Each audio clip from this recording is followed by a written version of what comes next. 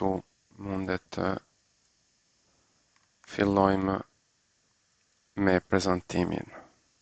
Të dhenat që do prezantojmë në këtë raport janë marrë tek siti KQZ-s, Instituti Statistikave dhe tek buxheti i shtetit. Pse këto janë të rëndësishme? Janë të rëndësishme që të kuptohen shifrat zyrtare të popullsisë që sot për sot jeton në Shqipëri dhe asaj pjese të popullsisë që jeton jashtë saj. Dhe pavarësisht personave që jetojnë në Shqipëri, votojnë apo nuk votojnë, por edhe si jashtë Shqipërisë, këta përfshihen dhe llogariten në përqindjen dhe pjesëmarrjen totale. Kalojmë te slajdi tjetër.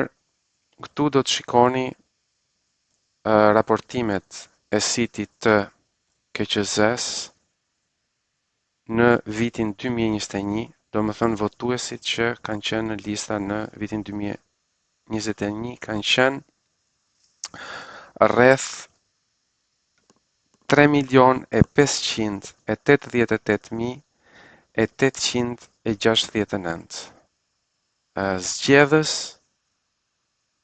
në Shqipëri. Ndërsa, në qoftë se do të shikojmë zgjedhjet e 2025-s, po prap, sipas sitit të KQZ-s, raportohen rreth 3.467.962 banor. Do me thënë kemi 120.907 zgjedhës më pak në lista në vitin 2025 në raport me vitin 2021. Pyetja që lind është pse kemi më pak zgjedhës në 2025 në raport me 2021. Uljet vinë sepse këto janë raportimet sipas regjistrit të gjendjes civile, do me thënë në qoftë se ka më pak banor në regjistrin e gjendjes civile, kjo vjen për shkak sepse ose këta persona kanë vdekur, ose janë persona të cilët kanë lënë në shtetësinë shqiptare. Por, mos të harrojmë se shumica e vendeve evropiane, por edhe Amerika, e lejon dy shtetësinë me përjashtim të disa vendeve si puna Hollandës dhe të tjera. Po përgjithsisht rënja vjen si shkak i të kurrjes dhe vdekjes së popullsisë. Në grafikun këtu jepen të paraqitura zgjedhësit në lista në vitin 2021-2025, por edhe votuesit brenda vendit. Siç e shikoni, zgjedhës në lista ka 120.907 më pak, ndërsa votues brenda vendit në 2021 ka patur 1.578.117, ndërsa 2025 ka 1.407.647. Do me thënë, në 2025 kemi akoma edhe më shumë një rënje më të madhe në krahasim me zgjedhësit që janë në lista. Dhe kjo është e arsyeshme sepse nuk janë vetëm personat që kanë vdekur, por janë edhe personat që ndërkohë janë larguar dhe kanë braktisur Shqipërinë. Dhe sipas Instatit, shifrat që raportohen thuhet se në 12 vjet nga 2023 në 2010 ka pasur 420.000 persona që janë larguar nga Shqipëria, do më thënë mesatarisht aty tek 35.000 persona në vit. Do më thënë që se marim vetëm nga 2023, 2 vitet e fundit janë larguar 70.000 shqiptarë, ndërsa në 4 vitet e fundit janë gati 140.000 shqiptarë, përveç atyre që kanë vdekur. Do më thënë kjo tregon që numri i votuesve në Shqipëri nga një vit në tjetrin është në rënje dhe në këto votime brenda Shqipërisë kemi pasur 170.000 votues më pak. Këto shifra mund t'i marrim ose tek Instati ose tek buxheti i shtetit, janë të raportuara. Në buxhetin e shtetit janë në censusin që është bërë në vitin 2023, është raportuar se në Shqipëri ka 2.4 milion banor dhe 20% e popullsisë është nën 18 vjeç. Që i bie që 80% e popullsisë është mbi 18 vjeç dhe në qoftë se marrim që në 2023 ka pasur 2.4 milion banor, do të thoja këto janë shifra të shumë optimiste, nuk do të thoja të egzageruara, po qeveria i raporton në mënyrë do të thoja jo subjektive. Gjithsesi, edhe po të marrim këto shifra, qofse do të llogarisim që 80% e këtij 2.4 milionshit janë aktualisht zgjedhës në Shqipëri, i bie që në 2023 nuk ka patur më shumë se 1.920.000. Por, qofse do të llogarisim vdekjet edhe largimet, e mos ta marrim shumë, po të jemi aty tek 200 mijëshja, edhe ato që analizuam më sipër. Sot për sot në Shqipëri nuk ka më shumë se 1.700.000 zgjedhës, ndërsa në lista raportohen 3.467.000. Do më thënë më shumë se gjysma e zgjedhësve ndodhet jashtë Shqipërisë. Dhe kjo është më se e shpjegueshme, mjafton të bëni një analizë, një vëzhgim apo një statistik vetëm në familjet tuaja, edhe të thoni gjysmën e familjarëve a i keni brenda apo jashtë Shqipërisë. Unë do të thoja personalisht jo gjysma, por 80% e familjes ndodhet jashtë Shqipërisë. Kështu që ajo pjesë që voton është shumë pak se sa gjysma e gjithë elektoratit. Dhe në këtë grafikun këtu e kam ndarë, shpresoj që këto të updatetohen në ekran koreale. Në grafikun në të majt me ngjyrë jeshile kemi pak a shumë zgjedhësit që janë brenda vendit, afërsisht 1.700.000, 730.000, ndërsa jashtë vendit kemi pak a shumë 1.737.000, por do të thoja këto shifra janë edhe më të larta. Në qoftë se do të krahasojmë votuesit, siç tham, kemi 170.000 më pak votues në 2025. Tani, nga 1.700.000, në qoftë se llogarisin 1.400.000 veta që kanë votuar në Shqipëri, janë pothuajse 290.000-300.000 veta, dhe këto janë shifra të mbi vlerësuara, sepse në Shqipëri nuk ka 1.700.000. Gjithsesi, edhe po t'i marrim këto shifra, na rezulton se 83 apo 85% e popullsisë sot për sot në Shqipëri ka votuar. Unë do të thoja shifrat janë edhe më të larta, sepse Shqipëria është një popull shumë i politizuar. Edhe këtë e kuptoni shumë mirë në bisedat e përditshme, në çdo kafene, me të afërmit, familjarët, rrethin shoqëror, por mjafton edhe të hapni televizionet dhe do të kuptoni që lajmet do të shikoni nga mëngjesi në darkë, nuk flitet gjë tjetër përveç se për politikë. Kështu që Shqipëria është një popull që voton dhe merr pjesë në zgjedhje masivisht. dhe është diku për shifrave 85% për mos thënë 90%. Te këto shifra të zgjedhjeve të 2025-s, për herë të parë ka pasur të drejtë të votoj edhe diaspora. Dhe plus shifrave 1.407.000 që kanë votuar brenda Shqipërisë, kemi pasur edhe 199.946 votues jashtë shtetit, gati 200.000 votues. Dhe kjo e ka çuar numrin total në 1.607.000 dhe është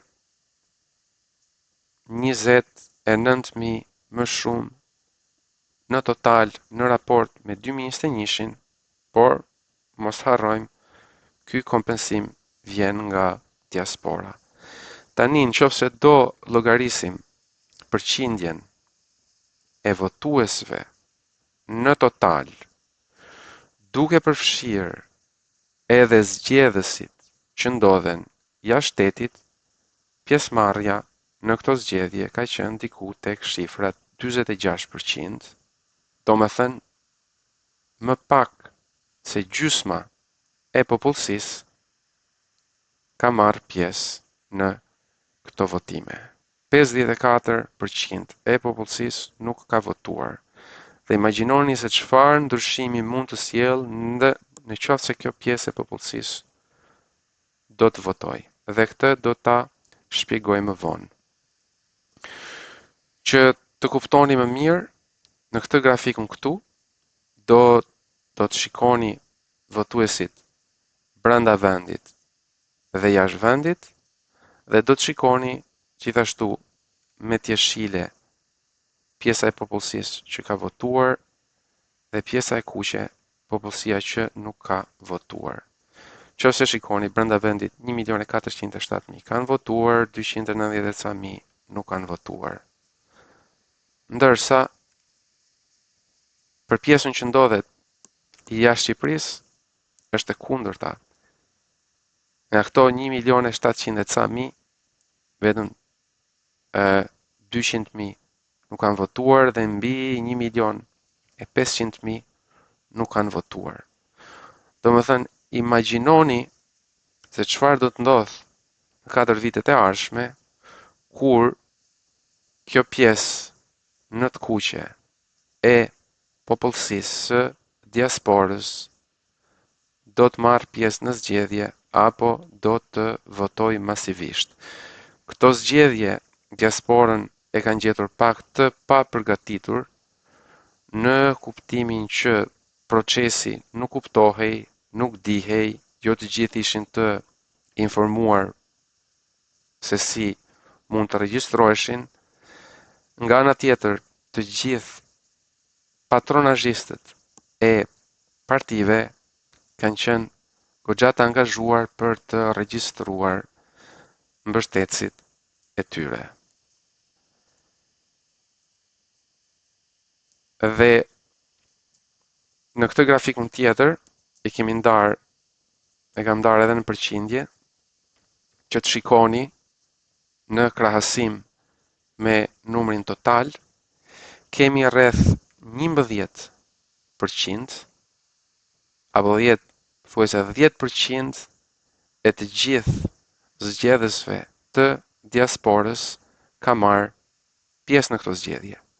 89 ose thuajse 90% e diasporës nuk ka votuar.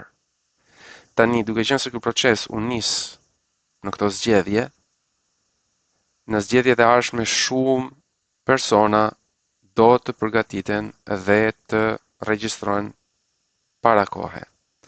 Për këtë mund t'jap shembuj edhe në familjen time, ku mund të them shumë prej familjarëve të mi nuk e kishin informacionin, nuk ishin regjistruar, por edhe unë personalisht jam regjistruar në momentet e fundit, për ndryshe do kisha punuar gjithashtu që shumë prej tyre të ishin regjistruar.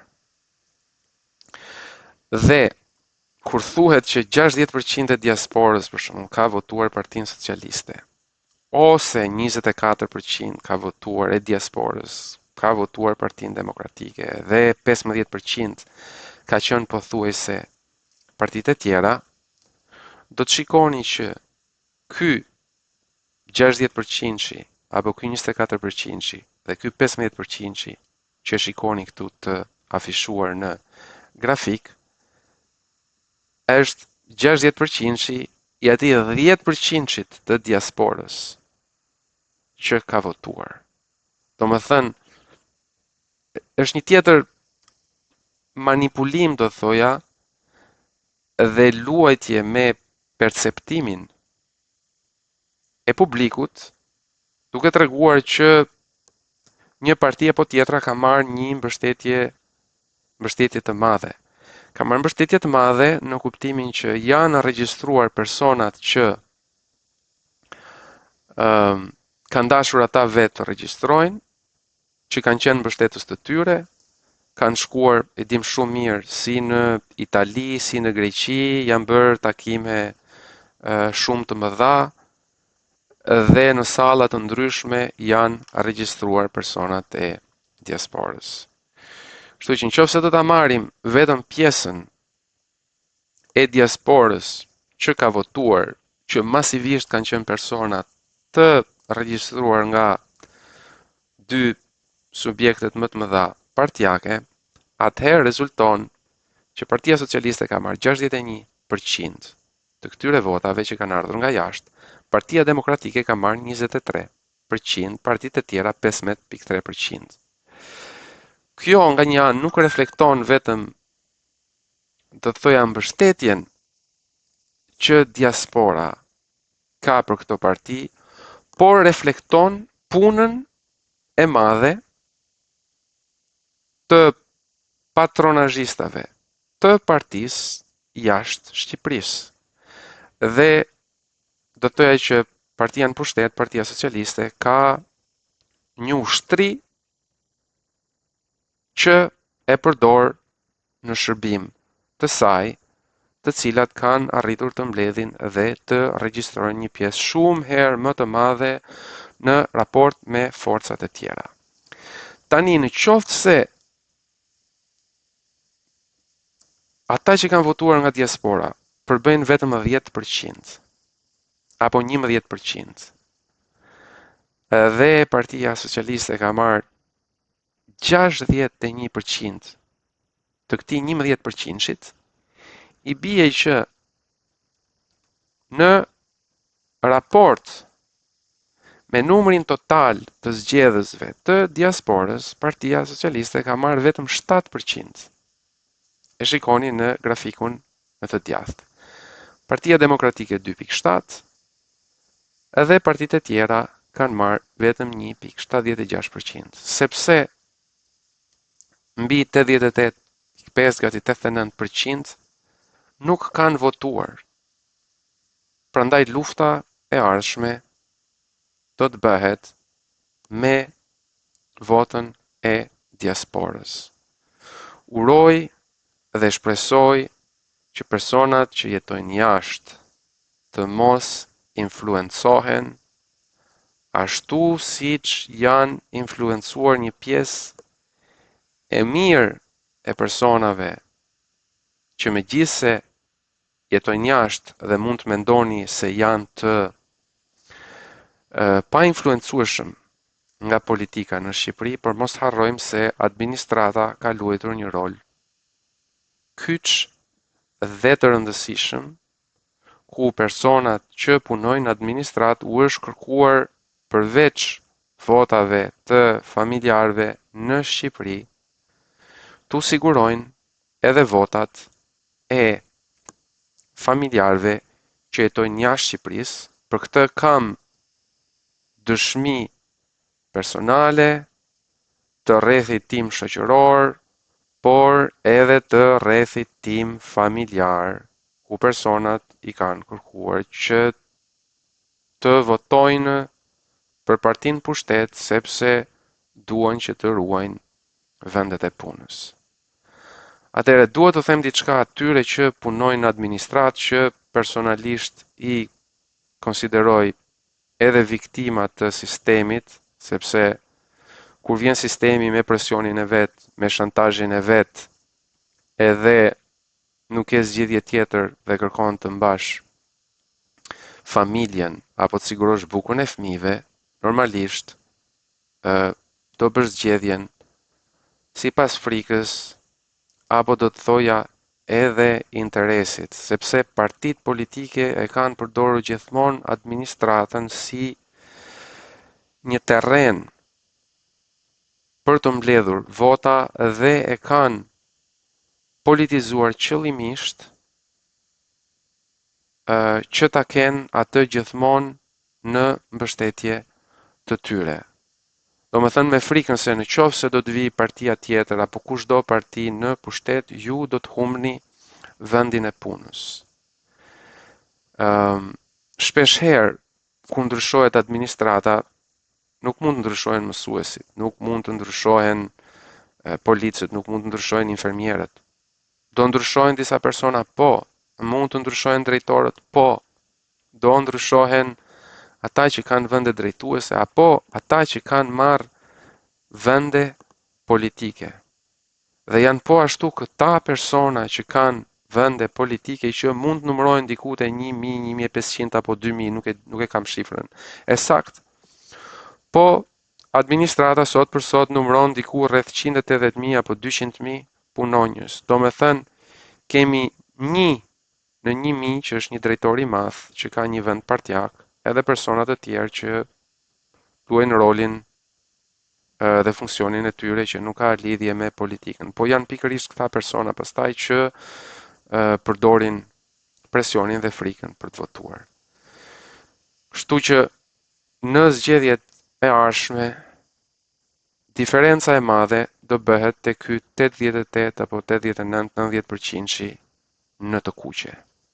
Prandaj mos u manipuloni me shifrat që ju shikoni, me grafikun që shikoni në të majt, që PS-ja ka marrë 61% të votave të diasporës, po mos harroni vetëm 10% e kësaj diaspore ka votuar, që nuk përbën as 7%. Shifrat reale janë këto, kanë marrë vetëm 7%.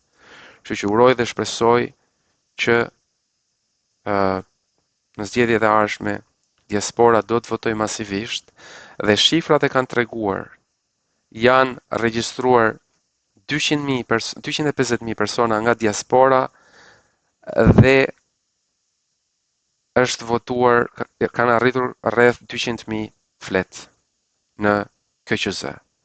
Dhe këto 50.000 flet të tjera nuk është se personat që janë regjistruar nuk kanë dashur të votojnë, ka pasur probleme me marrjet, me dërgesat e tjerë, por mbi 200.000 fleta kanë ardhur, kështu që edhe diaspora, jo pjesë e diasporës që është regjistruar, ka votuar masivisht edhe ajo pothuajse në shifra 85-90%.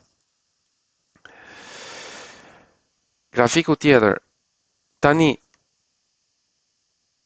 raportohet edhe në Shqipëri që partia në pushtet, partitë e vogla, opozita kanë marrë këto përqindje.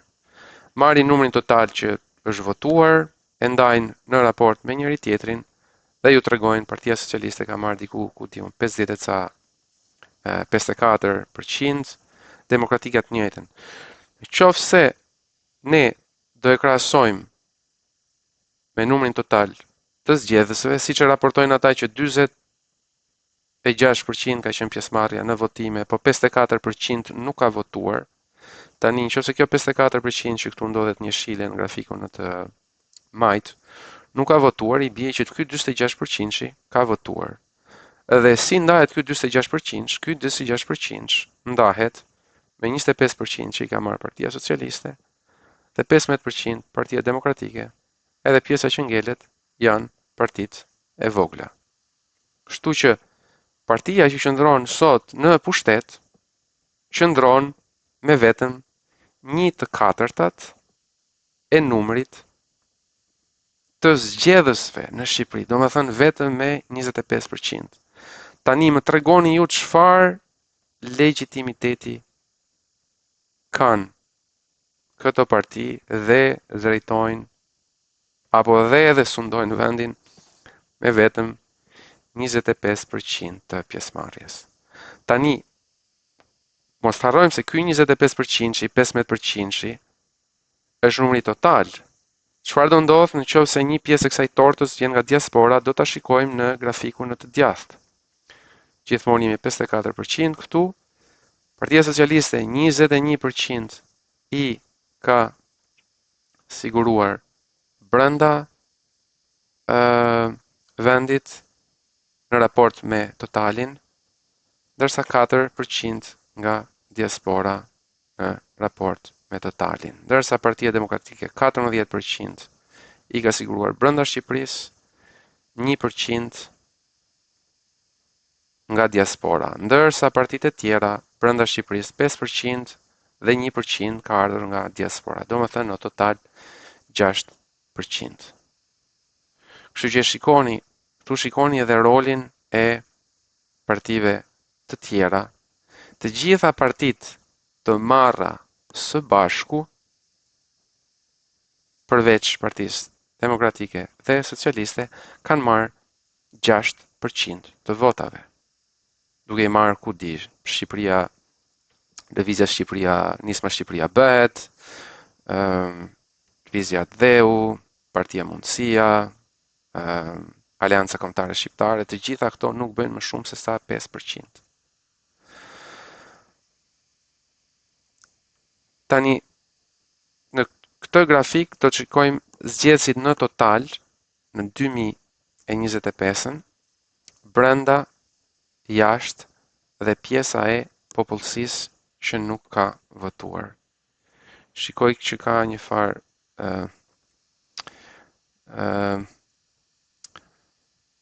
mungese në update në ekran, tani u afishua. Si shikoni ka mbi 1.860.000 votues që nuk kanë votuar. Partia Socialiste brenda Shqipërisë ka marrë 734.000, jashtë Shqipërisë kanë diaspora 122.000, Partia Demokratike 482.000 dhe PD-ja diaspora 47.000, partitë e tjera 191.000 dhe 30.000. Tani do të analizojmë, domethënë, arritjet, uljet brenda çdo partie dhe për këtë kalojmë në faqen tjetër, në grafikun tjetër. Në 2021-shin, Partia Demokratike ka marrë 622.187 në total. Ndërsa në 2025-ën ka marrë vetëm 482.000. Dhe si të shikoni, ka një rënje prej 139.827, do më thënë thuaj se 140.000 votues më pak ka Partia Demokratike në 2025-ën brenda vendit në raport me 2021-shin. Por, duke qenë se 47.000 vota i kanë ardhur nga diaspora, një kompensim ky nga diaspora, ka pësuar një rënje prej 92.752 votash. Nga ana tjetër, Partia Socialiste në 2021-shin ka marrë 768.134 vota. Ndërsa në 2024-ën, 25-ën, më falni, ka dalë më keq. Ka marrë 734.063 vota. Do me thënë, brenda vendit, Partia Socialiste ka marrë 34.000 vota më pak në raport me 2021-shin. Do me thënë, edhe këtu shikoni që ka një tkurrje të elektoratit të të dyja partitë, dhe si që shpjeguam në fillim, ka më pak zgjedhës në lista për shkak të vdekjeve të këtyre 4 viteve të fundit, por edhe një pjesë e mirë e shqiptarve e cila ka emigruar dhe është larguar. Ndryshe nga Partia Demokratike, duke qenë se strukturat e Partisë Socialiste kanë qenë më aktive si brenda dhe jashtë Shqipërisë, kanë arritur të sigurojnë 122.255 vota dhe duke kompensuar këtë rënje me 34.000, kanë dalë 88.000 vota më shumë në raport me 2021. Në këtë grafik këtu, do të shikoni të raportuara Partinë Demokratike, Socialiste dhe të tjera. Atëherë cili është qëllimi i këtij grafiku? Është thënë shumë se partitë e vogla për shembull u kanë vjedhur dhe u kanë marrë vota partive të mëdha, do ta diskutojmë edhe më vonë këtë punë. Por partitë e tjera nuk kanë ekzistuar vetëm në këto zgjedhje, ka pasur gjithmonë alternativa të tjera edhe në zgjedhjet e 2021-shit. Këtu janë afishuar votuesit në zgjedhje edhe për partitë e tjera në 2021-shin kanë qenë 187.796, ndërsa në 2025-ën partitë e tjera në total kanë marrë 221.840, do më thënë kanë pësuar një rritje prej 34.000, do më thënë një rritje shumë e vogël që nuk justifikohen për shembull rënjen që ka pasur Partia Demokratike, por edhe rënjen që pam më parë të zgjedhësve brenda vendit të Partisë Socialiste. Mos të harrojmë se në këto zgjedhje ka votuar edhe diaspora dhe ky 34.000 një pjesë e mirë e këtyre votuesve ka ardhur nga jashtë. Kështu që nuk mund të themi që këto partitë e tjera, partitë e reja, ka pasur një rritje masive këtu, edhe që të shpjegoj rënjen që ka pasur partitë e tjera. Po të shikoni partitë e tjera, numri është pothuajse konstant dhe këtu në tortat dhe grafikun në të djathtë do të shikoni Partia Socialiste në 2021 në raport me shifrat, numrin e votuesve raportonte 48.67%, 39.43 Partia Demokratike dhe 11.9 partitë e tjera. Ndërsa nëse shikoni partitë e tjera në 2025-ën janë rreth 13.8%, domethënë kanë një rritje me vetëm 1.9%. Domethënë nuk ka ndryshuar shumë numri i votuesve të partive të tjera apo të partive të reja. Kështu që nuk është se kanë luajtur në një rol të madh në dhe kjo na tregon edhe atë pjesë të popullsisë, do të thoja më emancipuar ose më e pavarur ose më e pa kontrolluar, e cila është gati të votoj forca dhe alternativa të reja. Tani, në qofse do marrim përqindjet që kanë votuar partitë ndryshme, Partia Socialiste rezulton me 53.27%, Partia Demokratike 32.93%, edhe partitë e tjera, siç e tham përpara, 13.8%. Në qoftë se do të kishim 140 apo kemi 140 deputet në Parlamentin e Shqipërisë. Dhe Partia Socialiste ka marrë 53% në një sistem demokratik, proporcional, të pastër, kombëtar, që në bazë të numrit të votave dhe përqindjeve që një parti ka marrë, aq edhe deputet i takojnë.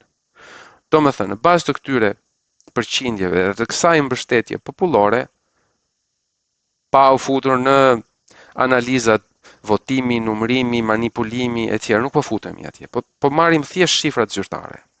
I bie që Partia Socialiste sot për sot duhet merrte 74.6 mandate. Partia Demokratike 46.1 mandate dhe partitë e tjera duke qenë se ka marrë 13.8%. Rezulton që 13.8% i 140 vendeve rezulton diku te 19.3 mandate, do me thënë numri plot është 19 mandate. Këto janë sipas votuesve.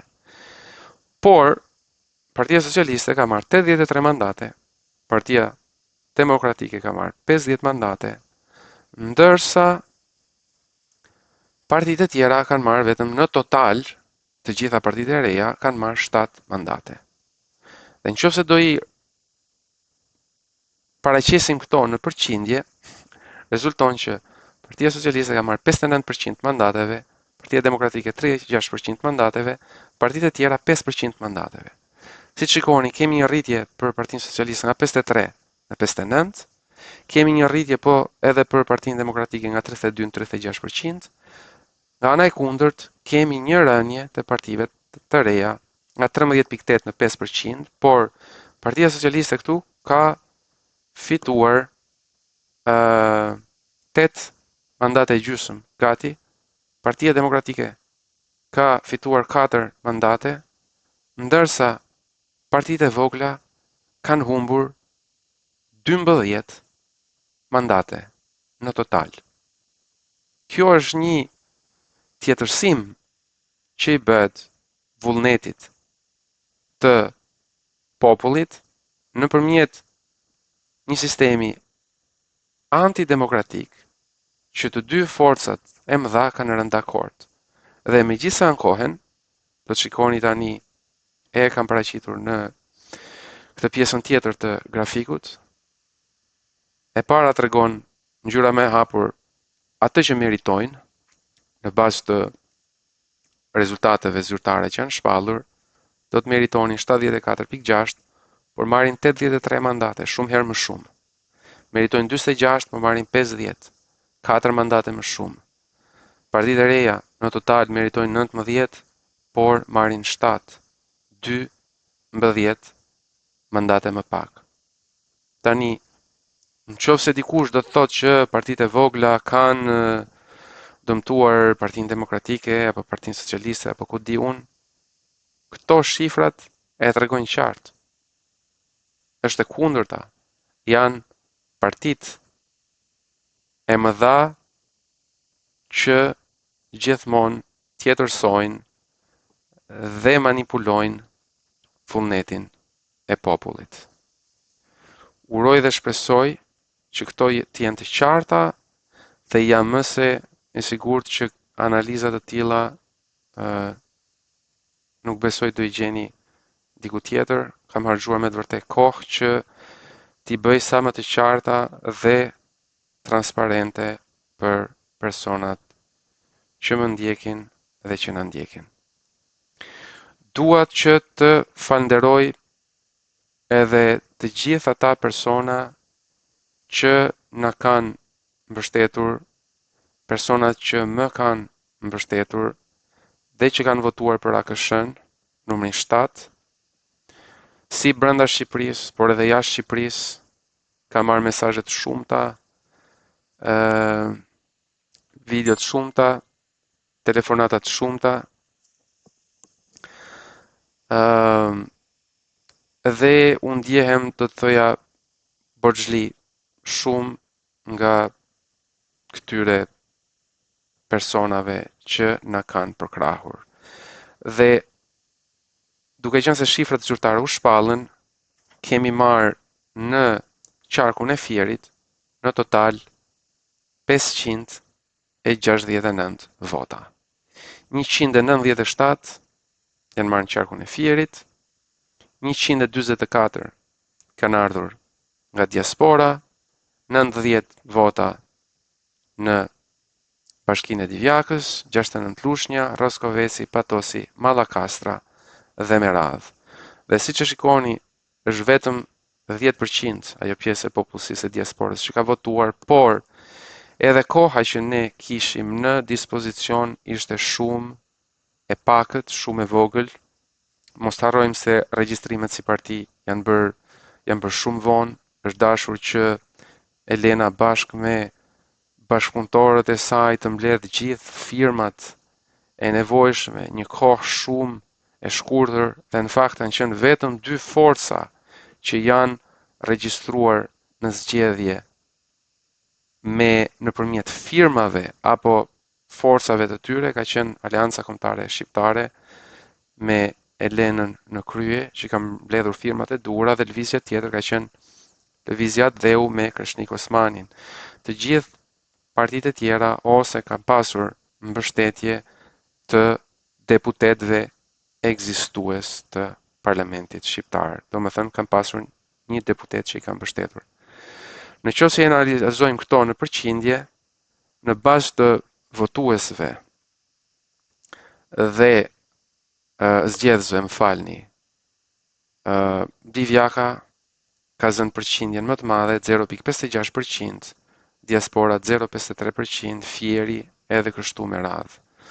Unë personalisht kam punuar në bashkinë e Divjakës, duke qenë se aty jam lindur dhe rritur dhe sidomos në komunën e Gradishtës ku bën pjesë edhe Këmishtaj dhe siç do të shikoni në bashkinë e Divjakës, komuna Gradisht ka shënuar numrin më të lartë të votave, 56 vota janë marrë në komunën Gradisht, për AKSH numrin 7, 13 në Divjak, Turbuf, Grabjan dhe Remas. Tani, në qoftë se e analizojmë në përqindje, Gradishta ka marrë 1.53%. Këto janë shifra të ulta, por mos harroni, ne kemi punuar me buxhete familjare, me një kohë të shkurtër, me persona të pak, nuk kemi pasur një ushtri, një administrat në shërbim tonin, nuk kemi pasur mediat, nuk kemi pasur televizionet, nuk kemi pasur gjithë artillerin që ka partia në pushtet. Do më thënë, në qoftë se këta kanë gjuajtur me artilleri të rëndë dhe me tanke, ne kemi luftuar, do të thosha, jo me pushk, po kemi luftuar me shigjeta, në kuptimin që nuk kemi pasur mjetet që këta kanë pas në dispozicion. Gjithsesi, për mua kjo ka qenë një fitore shumë e madhe, sepse me aq pak kohë dhe duke ditur se sa të friksuar dhe sa të nën presion janë njerëzit në Shqipëri, nuk ka qenë e lehtë të arriteshin edhe shifra të tilla. Më ka rënë rasti që edhe persona më shikonin nga larg, po kishin frikë të afroheshin edhe të shtrëngonin dorën, ose nëse shkoje dhe i takoje, i shtrëngoje dorën e shikoje që personat vjeshin në ciklet.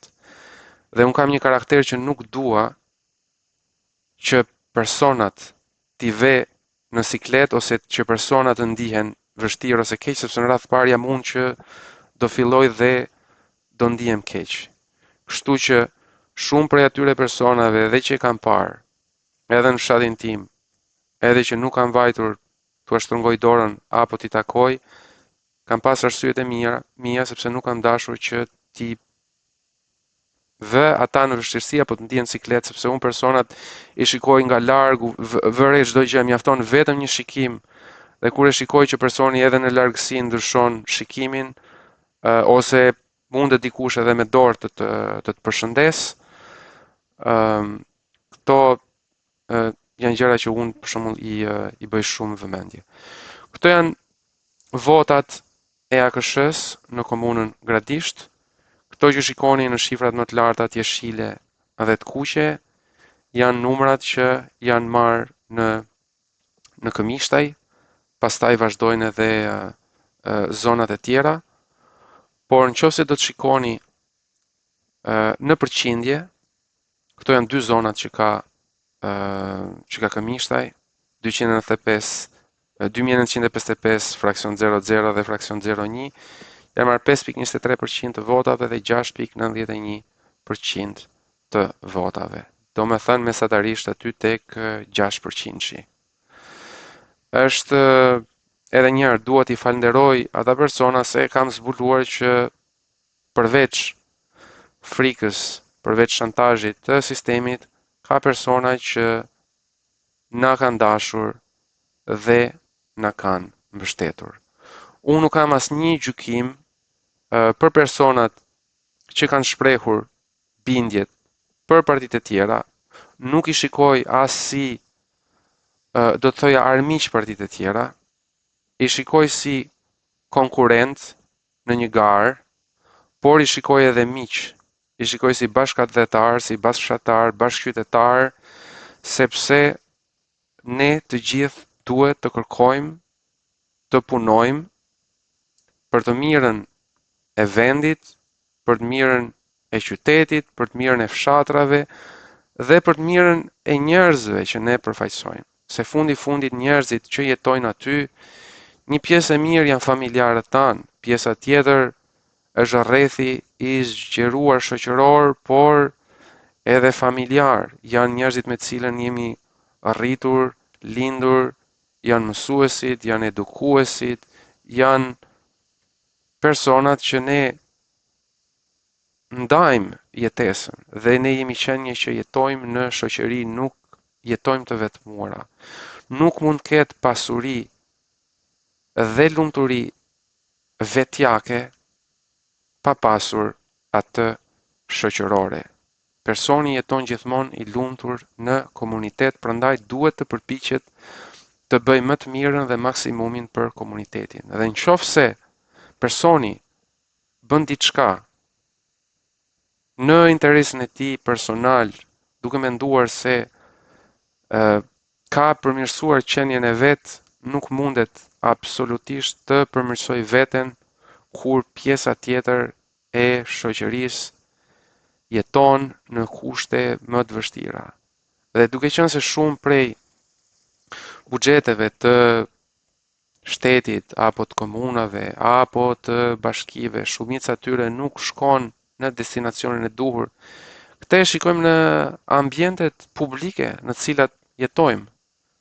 Kemi ambiente ku pavarësisht si më i pasuri dhe ai më pak i pasuri, plerat i ndajmë të gjitha bashk, pislekun e ndajmë të gjitha bashk, kanalizimet i ndajmë të gjitha bashk, nëse ka një përmbytje, i ndajmë të gjitha bashk. Domethënë, si të mirat dhe të këqijat, i ndajmë të gjitha bashk. Mendoj se kjo ishte ajo pjesë e analizës zgjedhore që unë kisha përgatitur. Nuk e di nëse ka pyetje, do të futem pak tek 2 sekonda. Të shikoj pak pyetjet, nëse ka ndonjë pyetje që më shkruajtur këtu, nëse ju që më ndiqni keni ndonjë pyetje doni ta dërgoni live, më shkruani, të paktën t'i përgjigjem live, për ndryshe